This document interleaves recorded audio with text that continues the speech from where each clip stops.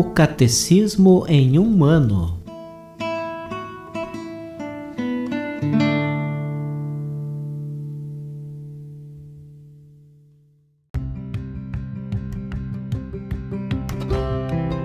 Olá, eu sou o Gabriel, seminarista da Diocese de Ponta Grossa, no Paraná. Você está ouvindo o podcast O Catecismo em um Ano. Vamos ler todo o Catecismo da Igreja Católica ao longo de 365 episódios. Estamos utilizando a tradução em português apresentada pela CNBB em 2013, baseada na edição típica em latim. Baixe o plano de leitura por meio de um link que você encontra na página do Instagram, @ocatecismo em um ano, ou na descrição deste podcast.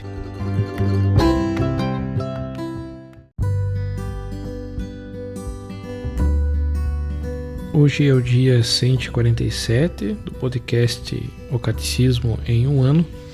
Estamos lendo a segunda parte, a celebração do mistério cristão, dentro da primeira sessão, a economia sacramental, capítulo 2, a celebração sacramental do mistério pascal. Hoje leremos dos números 1145 ao 1152.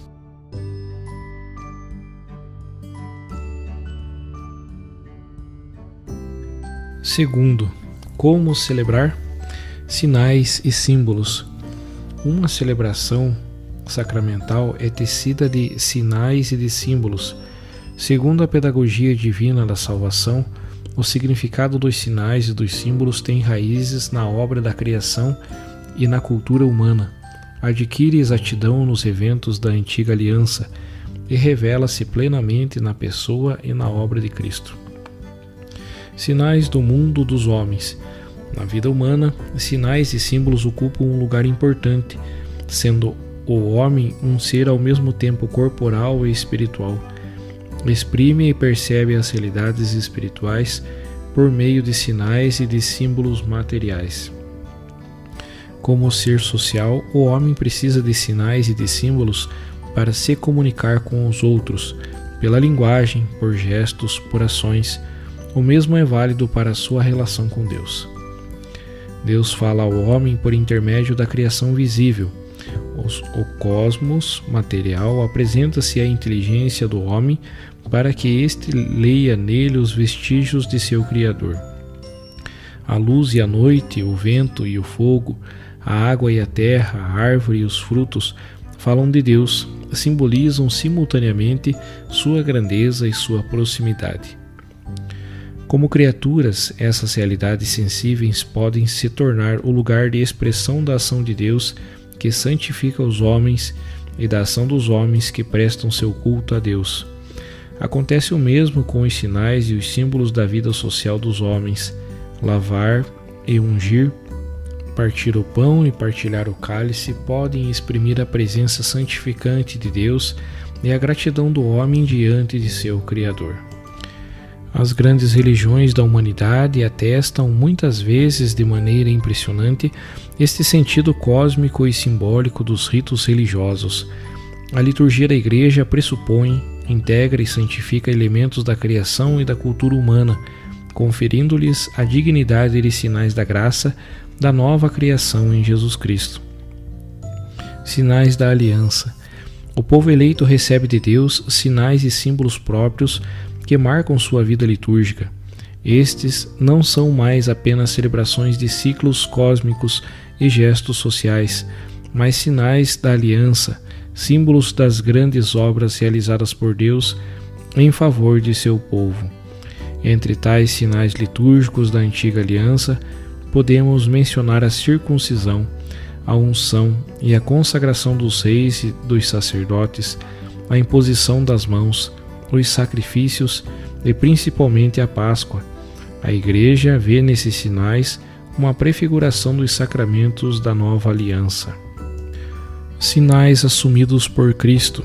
Em sua pregação, o Senhor Jesus serve-se muitas vezes dos sinais da criação para dar a conhecer os mistérios do reino de Deus.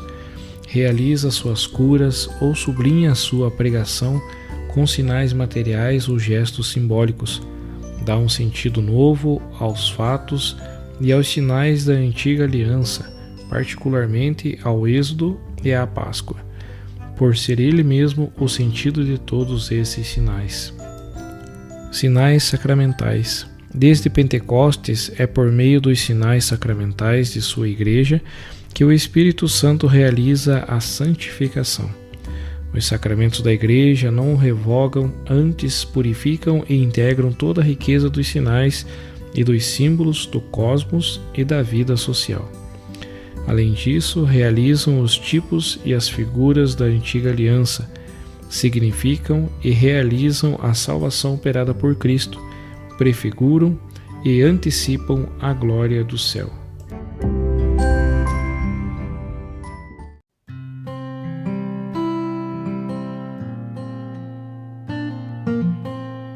Como comentário adicional ao episódio de hoje, nós ouviremos o discurso do Papa Bento XVI à comunidade do Pontifício Instituto Litúrgico do Ateneu de Santo Anselmo, no 50º aniversário de fundação, realizado no dia 6 de maio de 2011.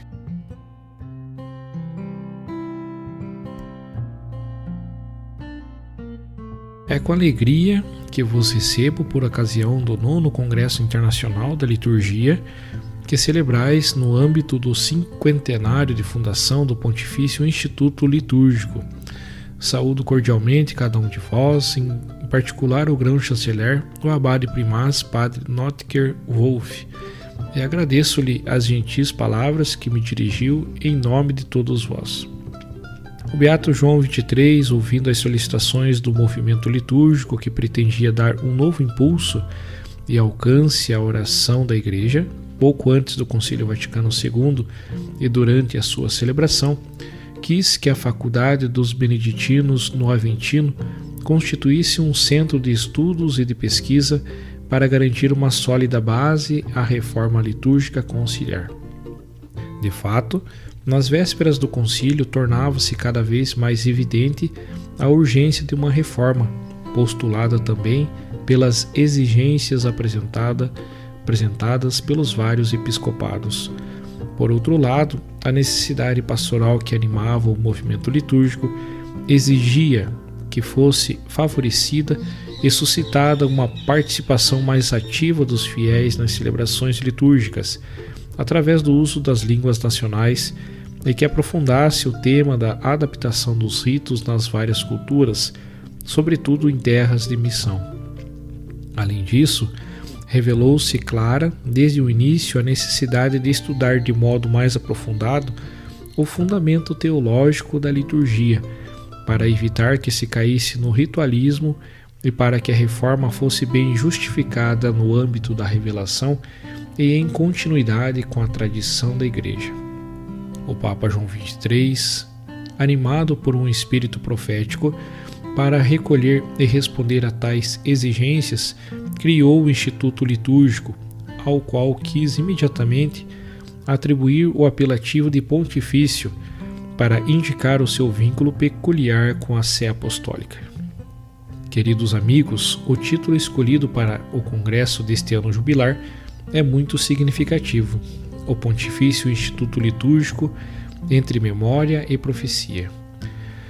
No que diz respeito à memória, devemos constatar os frutos abundantes suscitados pelo Espírito Santo no meio século de história, e por isso damos graças ao dador de todos os bens. Como não recordar os pioneiros presentes no ato de fundação da faculdade, Padre Cipriano Vagadini, Padre Adrien Inocente, Padre Salvatore Marsili, Padre Burkhard Neuhauser, que, acolhendo as recomendações do Pontífice Fundador, se comprometeram, sobretudo depois da promulgação da Constituição Conciliar Sacrosanto Concilium, a aprofundar a prática da missão sacerdotal de Cristo.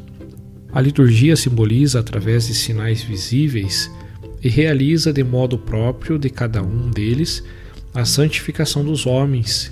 Nela, o corpo místico de Jesus Cristo, cabeça e membros, presta a Deus o culto público integral. Pertence à memória a própria vida do Pontifício Instituto Litúrgico, que ofereceu a sua contribuição para a Igreja comprometida na recepção do Concílio Vaticano II, através de 50 anos de formação litúrgica acadêmica. Formação recebida à luz da celebração dos santos mistérios, da liturgia comparada, da Palavra de Deus, das fontes litúrgicas, do magistério, da história dos âmbitos ecumênicos e de uma antropologia sólida. Graças a este importante trabalho formativo, um elevado número de pessoas licenciadas e diplomadas prestam agora o seu serviço à Igreja em várias partes do mundo, ajudando o povo santo de Deus a viver a liturgia como expressão da Igreja em oração, como presença de Cristo entre os homens e como atualidade constitutiva da história da salvação. De fato, o documento conciliar realça o duplo caráter teológico e eclesiológico da liturgia. A celebração realiza contemporaneamente uma epifania do Senhor e uma epifania da Igreja, duas dimensões que se conjugam em unidade na Assembleia Litúrgica, onde Cristo atualiza o mistério pascal de morte e ressurreição, e o povo dos batizados bebe mais abundantemente das fontes da salvação. Na ação litúrgica da Igreja subsiste a presença ativa de Cristo, o que realizou na sua passagem entre os homens. Ele continua a realizá-lo através de sua ação sacramental pessoal, cujo centro é constituído pela Eucaristia. Com a palavra profecia, o olhar abre-se para novos horizontes. A liturgia da Igreja vai além da própria reforma conciliar, conforme Sacrosanto Concílio número 1, cuja finalidade não era principalmente mudar os ritos e os textos, mas sim renovar a mentalidade e colocar no centro da vida cristã e da pastoral a celebração do mistério pascal de Cristo. Infelizmente, talvez, também da nossa parte, pastores e peritos, a liturgia foi acolhida mais como um objeto para reformar do que como um sujeito capaz de renovar a vida cristã, dado que existe um vínculo estreitíssimo e orgânico entre a renovação da liturgia e a renovação de toda a vida da Igreja. Da liturgia, a Igreja tira a força para a vida. Recorda-nos isto o beato João Paulo II, na 25º anos, onde a liturgia é vista como o coração pulsante de todas as atividades eclesiais. E o servo de Deus, Paulo VI, referindo-se ao culto da Igreja, com uma expressão sintética afirmava: da lex credente passemos a lex orandi, e esta conduz-nos a lux operandi et viventi. Discurso do dia 2 de fevereiro de 1970. Ápice para o qual tende a ação da Igreja e ao mesmo tempo fonte da qual promana a sua virtude, conforme o Sacrosanto Concílio número 10. A liturgia, com o seu universo celebrativo, torna-se assim a grande educadora para a primazia da fé e da graça. A liturgia, teste privilegiado da tradição viva da Igreja, fiel à sua tarefa nativa de revelar e tornar presente no hoje das vicissitudes humanas, o opus redemptionis vive de uma relação correta e constante entre a sadia traditio e legítima progressio, lucidamente explicitada pela Constituição Conciliar no número 23. Com estes dois termos, os padres conciliares quiseram transmitir o seu programa de reforma em equilíbrio com a grande tradição litúrgica do passado e com o futuro.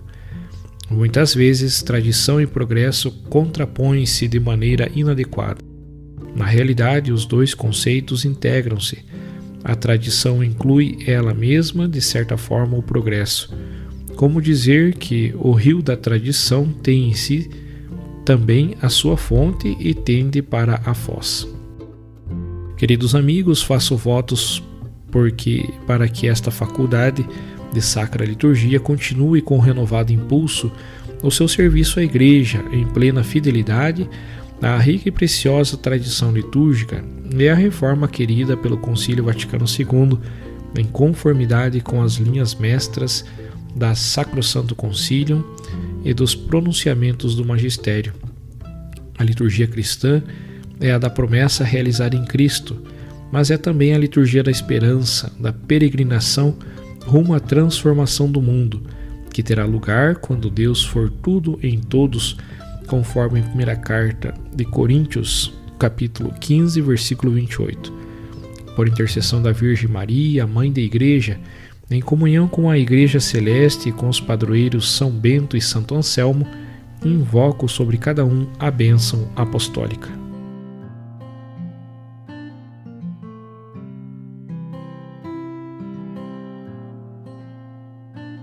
Os textos papais encontram-se na íntegra no site da Santa Sé, vatican.va.